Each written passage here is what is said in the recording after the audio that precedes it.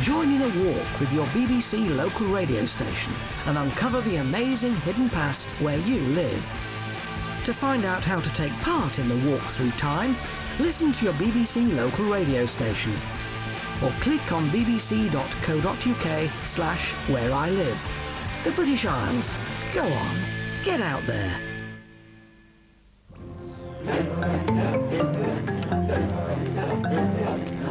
Teams of cricketers hope not to get stumped at the Antiques Fair. The Duke's back for a new series of Bargain Hunt tomorrow night at 7 here on BBC One.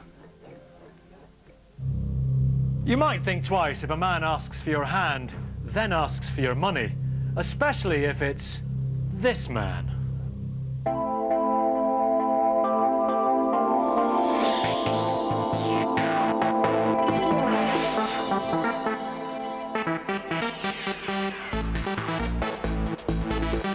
The ensuite bathroom that's more of an open sewer. And free flights. Well, it looked good on paper. Watchdog, your money, your show. Hello, welcome to Watchdog, live from the office, a place reverberating with the sound of broken promises. Yeah, several very different outfits featuring on tonight's programme, all of them with the same kind of patter. Stick with us and you're on to a winner. But some of you claim that they have broken their word, rather. Well, if you want to put into words what you think about them, you can now text us on... Right, come on, do the old glamorous assistant bits. You've got a bit of history with this, haven't you? How am I doing? You're very good at it. I have worked with some of the best. Smiley, Powell, Bradbury. Text us on 83199, that's 83199. Then tap in the letters WD, Watchdog, and send us your comment after that. Yeah, for calls, letters and emails with your stories, it's the same as before. But if you want to comment on an item, that's your number. And you might want to exercise your fingers on our first story tonight.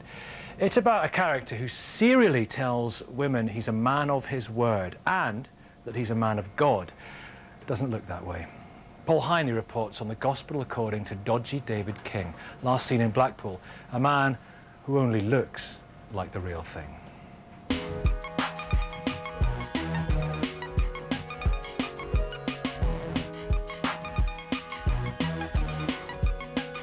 For millions of single people, finding a perfect partner can be tricky.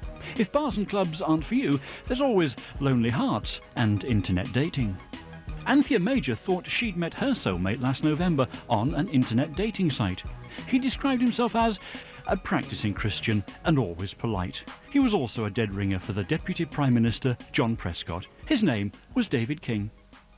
He was looking for somebody who he could trust and have a relationship with. He sounded as if he was the kind of man that I would like to meet. The relationship quickly blossomed. He said it was love at first sight. David told me that he thought that I was a beautiful lady and the kind of lady that he could fall in love with.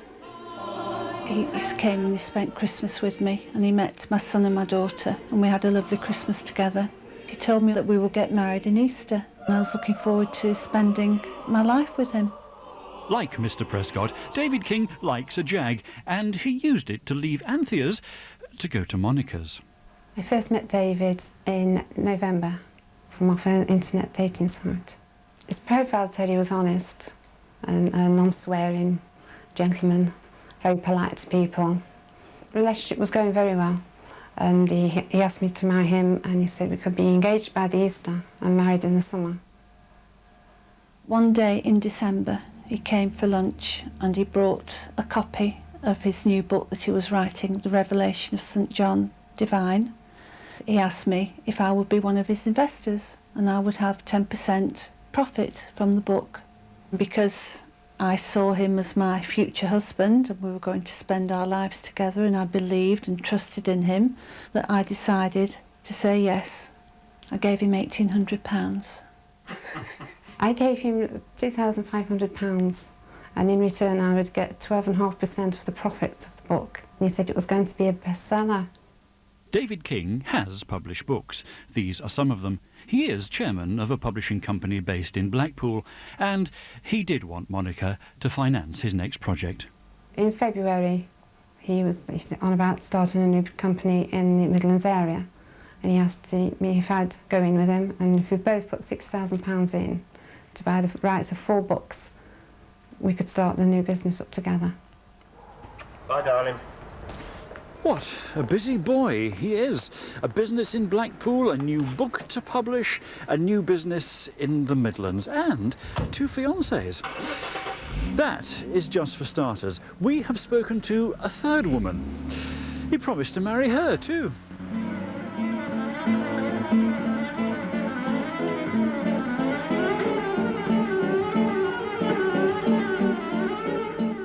His phone is often switched off.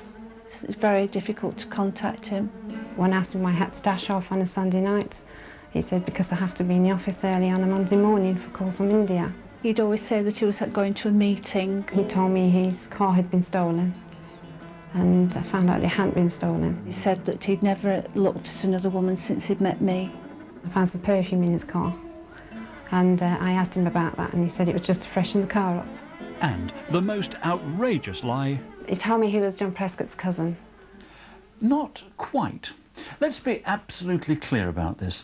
John Prescott's office say that our man is absolutely no relation whatsoever to the Deputy Prime Minister.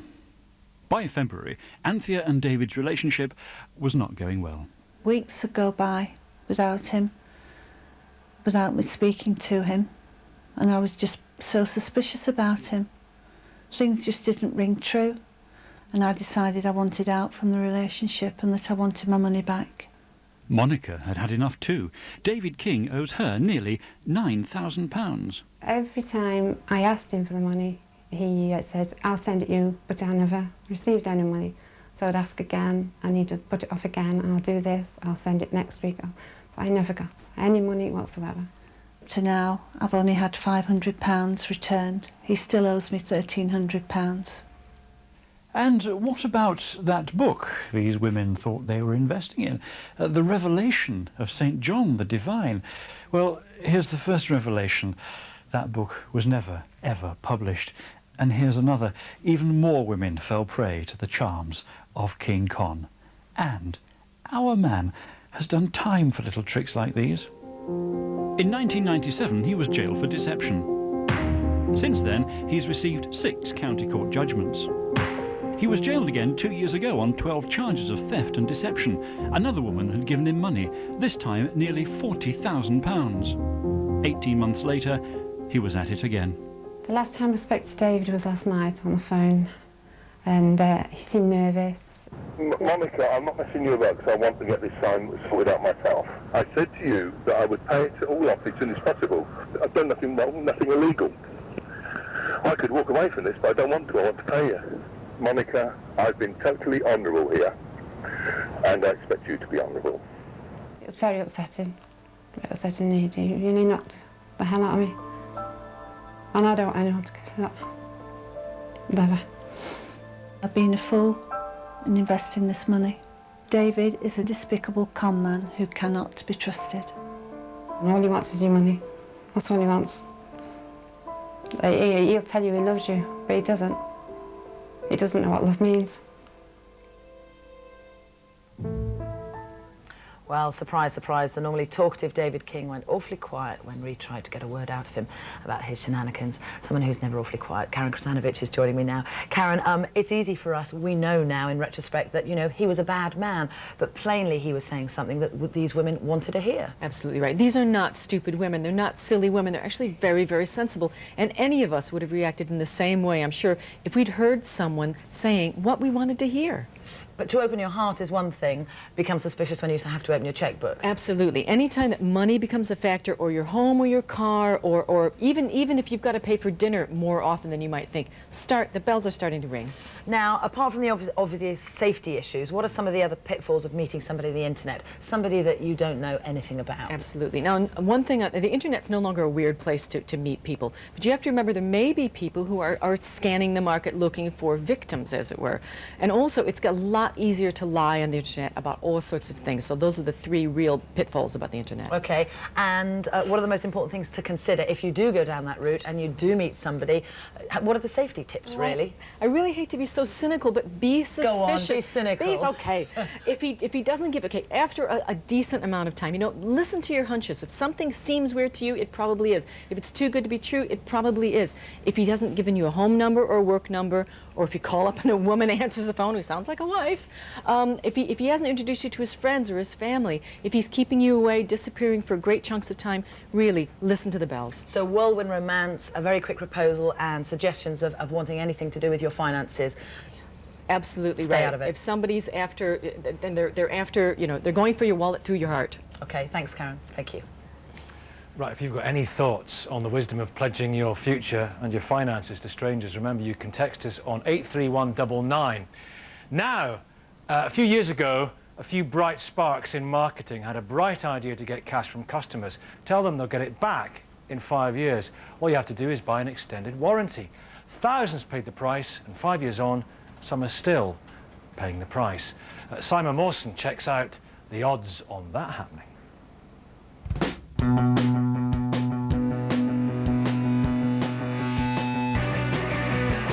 Frankie Dettori rode 7 winners in 7 races at the Ascot Festival in 1996. The odds, 25,000 to 1. You'd have got 250 to 1 on Sir Stephen Redgrave winning 5 gold medals. And 125 to 1 on Kelly Holmes winning 2. And what are the odds on 40 letters from 40 different areas of the country not getting to one address? This is the place in Weston-super-Mare. It's the headquarters of Regency Warranties Limited. They run a 5-year cashback warranty scheme. If you don't claim on the warranty, you get the full cost back after 5 years. It's a win-win situation for me, especially having a 1-year-old. At least I knew then that if it had got really badly damaged by Tarrant, or by anybody really, that it was covered.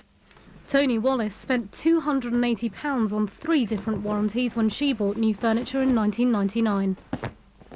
We got the certificate sent through the post, and there was a cashback slip. They had to send it off to him within 21 days of getting the letter. So straight away, as soon as the letter came, filled it in, sent it off. As far as I was concerned, everything was fine. For as long as I looked after the furniture, we'd get the money back. 5 years passed, Tony claimed her cash back.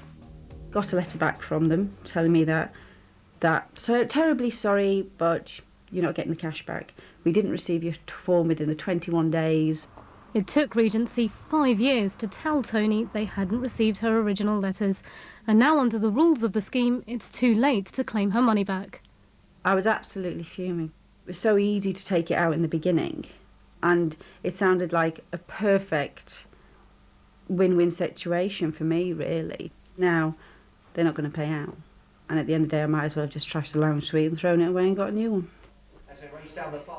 She fills out her registration slip, sends it off, and Regency says 5 years later, they didn't receive it. In fact, that's what it says to 27 other people who have contacted us. We were told at the time that the warranty was worth having because I was covered if anything went wrong, or I will get my money back if nothing did go wrong. So at the end of the day, I couldn't really lose. Sean Crawford spent around £1,500 on a TV and DVD player, and another £400 on a Regency cashback warranty. 5 years, no claims, he was due his original £400 back. After the 5 years was up, when we contacted Regency to see where we stood about getting our money back, we were told that they never received a slip of paper from 5 years ago. Being told that you're not going to get your cash back is pretty annoying. I should be getting back the money that I'm entitled to as part of the agreement that I signed for. I signed the contract with them. I want them to honour their contract with me. Christine Murfitt wants Regency to honour their contract with her too. She spent £96 on her Super Shield XL cover. I thought it was a fantastic offer. Couldn't go wrong. The salesman was completely correct. All I needed to do, look after my certificate, look after my settee, obviously not claim on it, and I get my money back. You can't go wrong. I must admit it was probably the most guarded piece of paper I've ever had in my life. In fact, I don't even know what my birth certificate is, but I know because I wanted my money back. I wanted to make a point of getting my money back on this. The good news was Regency said they got her original registration document.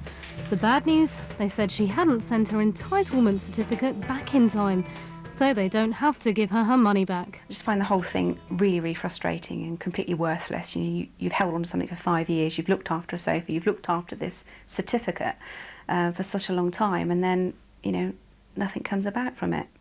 Tony, Sean, Christine and nearly 40 others all claim they sent their letters off in time and all claim they didn't get their money back. What are the odds on that? Well, Regency Warranties Limited said the cashback offer was funded by the retailers who sold the goods. It says documents do get lost in the post, but they've reviewed our cases and as a compromise, they will pay half the cashback. Right, Martin Lewis, money expert, joins us. You can see the attraction in these extended warranties. You pay your money, you get your money back at the end, and through it all, it offers you protection. I'm bursting into song here. you can understand why, can't you? Clever devils, aren't they? Really clever devils. And what they do is they say, hey, look, you'll get all your money back in 5 years' time, as long as you return it in a 21-day window and meet more hurdles than Colin Jackson could jump. Anything like this that looks too good to be true, whether it's a warranty, and let me tell you, they do it on loans, they do it on insurance policies as well, don't touch it with a barge pole. If your stuff breaks down, do touch it with a barge pole, then you can get your stuff fixed and they'll pay for it. I wouldn't scratch my bum for a warranty, frankly. Most warranties are overly expensive. What you have to look at is, how often are things likely to break down? Well, quite a lot of things break down, don't they? No.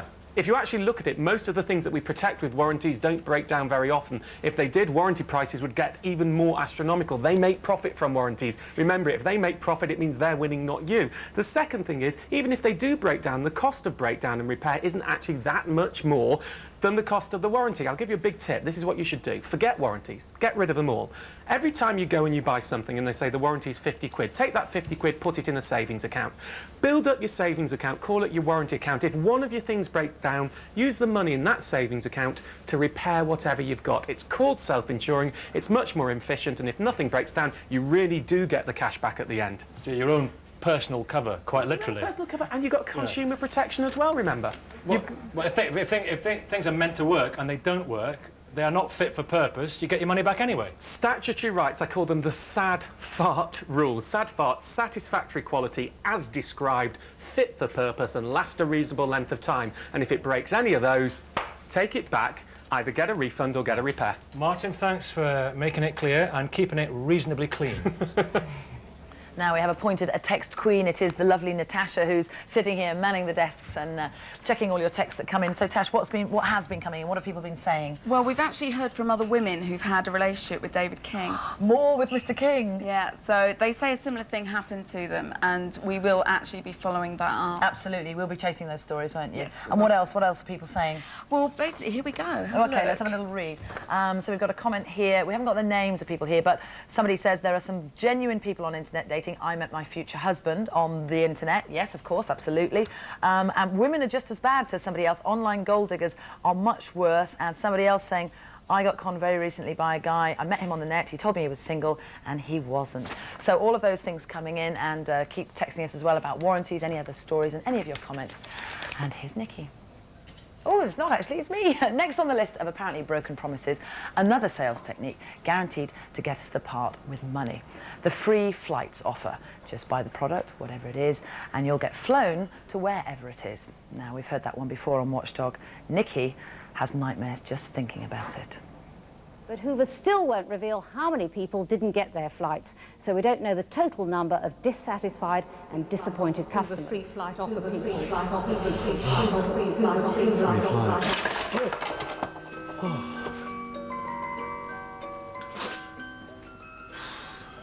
So many recurring nightmares.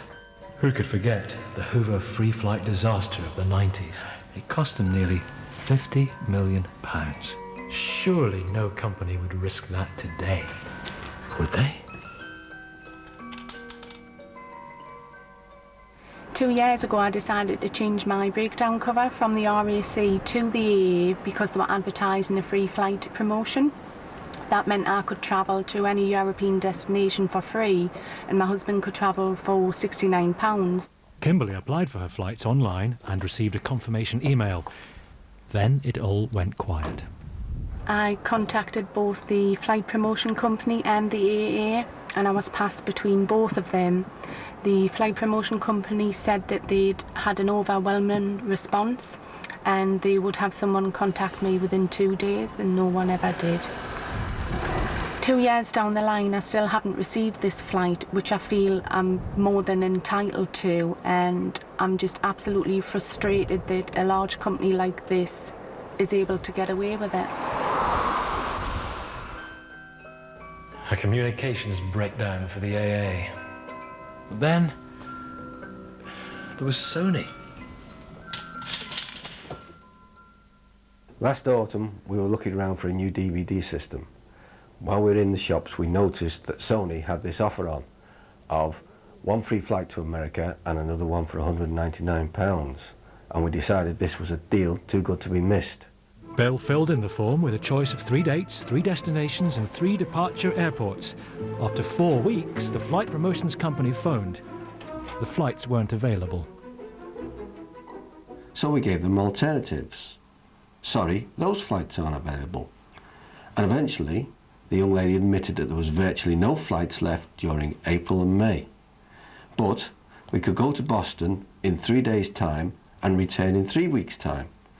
So we said, sorry, that is not where we want to go, or a time span we can afford to go on holiday for. Not one to give up, Bill wrote to the UK Sony marketing director. No reply. So he wrote to the Sony corporate executive vice president in Tokyo. Still no reply. 3 months after the offer closed, we got a phone call from the flight promotions company saying when we would like to go and where we would like to go. At least Bill got his free flight. A cleric from Canterbury was not so lucky. We signed up for BT broadband because they offered a free flight to Washington, D.C., where my son is stationed in the U.S. Navy. And my wife hasn't seen him for a year and a half. So this was going to be a big chance for her to go in September on her birthday and see Charles. Paul waited for his application form to arrive. After 3 weeks, there was still no sign of it. So he contacted BT. And they said, well, we sent you one. Well, I hadn't received an application. BT referred me to the flight promotion company. They said it wasn't on their computer. I should get back to BT for another application. After all the phone calls, all the toing and froing, the opportunity to fly in September had now passed. It's starting to get to me.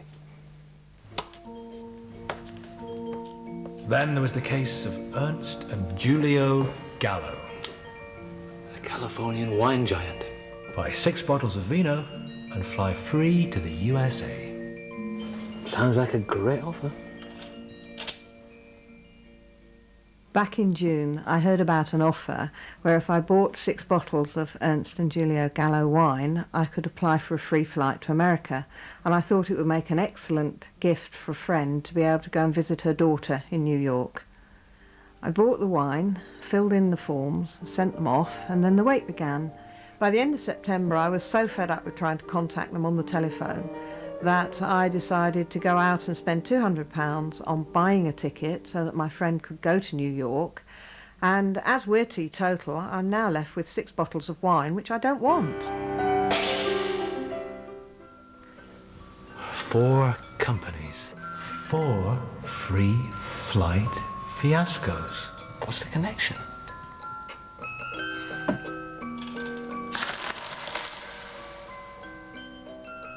MKM? MKM who?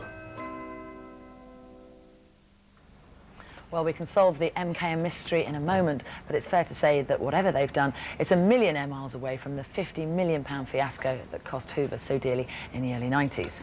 MKM Group plc do admit they've made a few mistakes, though. They say the huge success of these promotions caused a backlog which has been sorted. Every application, including those in our film, will be honoured. MKM have set up a special website to deal with any questions you may have. Details on the Watchdog website. Now, just looking back to last week, we'd like to thank you for the massive response to our piece on the claims made by the Nutritional Cancer Therapy Trust. Believers in the therapy felt it unfair to focus on cases where the strict diet of fruit and vegetable juices hadn't apparently saved lives. Supporters said there was anecdotal evidence that it worked. Well, we did actually say that in the film, and it's not the same thing as scientific evidence. Watchdog will continue its look for scientifically tested proof that the Gerson diet works. If you know of any, please tell us. We'll be returning to the issue in coming weeks. And a week is a long time in the wedding gifts business. Last week, the gift registry told us that new warehousing and software would crack their delivery problems. This week, the company's cracked. Full stop. It owes £300,000. They've been telling their customers they've gone bust. They say you should claim any money back from credit card companies. Now, if you want a bigger home without actually buying a new one, the solution is often a loft conversion. Well, tonight we encounter its dark opposite, the cellar conversion. Here's one somebody made earlier, and very nice it looks too. This one's not so good, and there's a real worry the walls could come tumbling down. Building work started on the 1st of June, and it was supposed to take 6 weeks from start to finish. It's now middle of October, and this is how it is. I had like 6 builders here for 6 days a week for getting on 4 months. And I have absolutely nothing to show for it except this very expensive hole and a lot of dirt.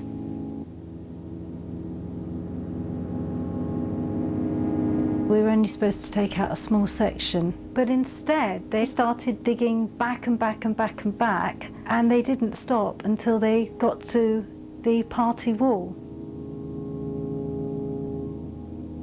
The water table's very high. It's only the clay that holds the water back, so as they were digging down, water started to come up. As the water was rising, washing away the clay from the support of the house, that the party wall could have slipped, and worst case scenario, it would have taken 3 houses with it. This water stinks. It's a health hazard. I've had to put rat poison down, and I'm very worried that rats can come through the cellar and into my house. The building inspector came down here. He went visibly white. He got us all out the cellar and he said, "Were you aware that you have removed 1/3 of the structure of the house and there's nothing to hold it up?"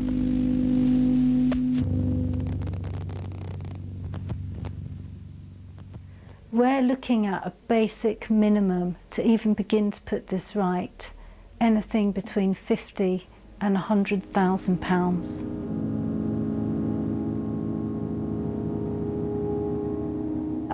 I don't know how to get out of this situation. They've basically, in short, ruined my life. The cellar builders, Peter Harrison Preservation Limited, admit making a mistake in Joy Anderson's cellar, but it's now being dealt with by a team of fully qualified structural engineers at no extra cost to Joy. They apologise for the inconvenience and are more than happy to meet her to discuss the project.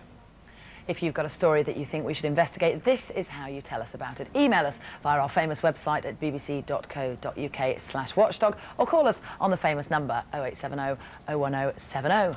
Or write to us at Watchdog BBC TV London W12 70S. And thanks very much for all the texts you've been sending us. Really interesting, great response. And we've had hundreds on warranties, and we've had quite a few on the man that many of you are calling King Kong. I like that, King Kong. And now, not a text but an email, a vegetarian viewer from Paisley, Irene McHugh, has emailed to tell us about the shock that she got when she bought a Quorn cottage pie.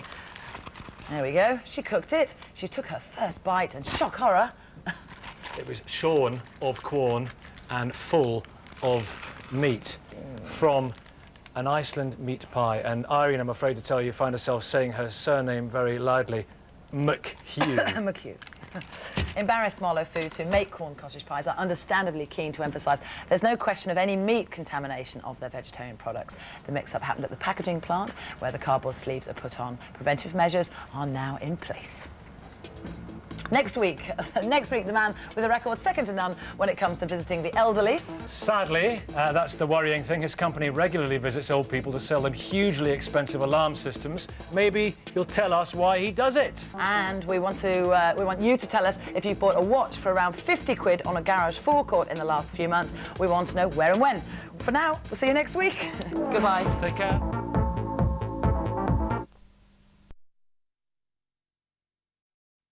different from Palmolive Soft and Gentle. 24-hour protection with mood-enhancing fragrances. Palmolive Soft and Gentle Aromatherapy. Natural confidence for body and mind. The post office now offers great value personal loans. Pop into any post office for details. Oh, wicked! Or call 0800 169 2000. Be still.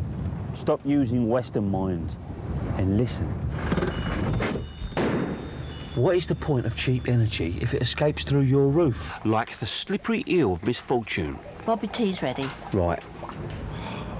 Insulation is an omen of future prosperity. So with Powergen's new gas and electricity package, you'll get discounts on it. The new energy saving plan. Positive energy from Powergen. Go on, Mystic Wings! Get up there! Don't miss the UK's #1 comedy. Jim Carrey, Kate Winslet, Kirsten Dunst, Elijah Wood, Eternal Sunshine. Come on, Wonky. We're gonna get fit. What?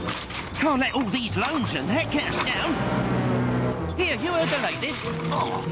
What's that? Hang on. Tesco are doing motor insurance, and cheap motor insurance at that. Hey, I might apply myself. You never know when the wheels are going to come off. Tesco motor insurance could be up to £150 cheaper than other leading insurers.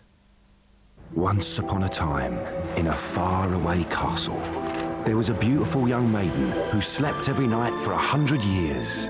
Even when awake, she was in the land of Nod. Now, every tale has a hero.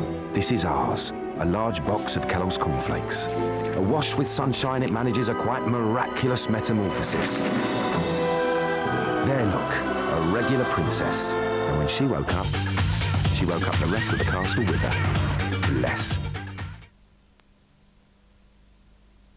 Can you predict the course of a marriage from the white of an eye? And just how badly does Brown want Blair's job? Peter Collett reveals the secret body language of the rich and famous in the show they don't want you to see. Body Talk, Monday at 8 on 4.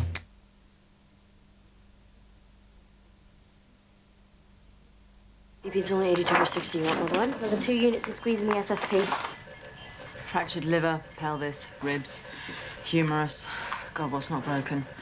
Kerry, do you have the C-spine film? It's Sandy. What? Oh, God. Who's operating?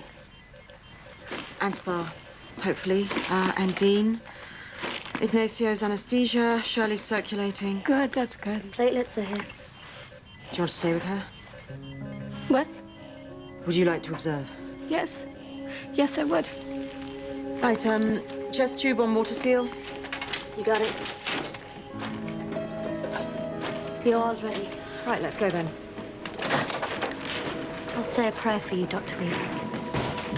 Kerry, she'll pull through. She's a fighter.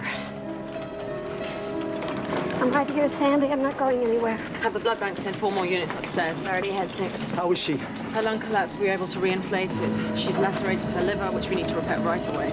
Mika! Oh, my God! What happened? Where are you taking her? Try not to be scared. She needs an operation. Sandy. Mija, ¿me puedes oír? Mija. She's not conscious, ma'am. Where's Henry? With my wife. Is Sandy going to be all right? Yes.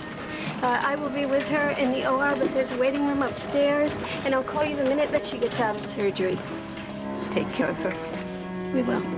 Take him up.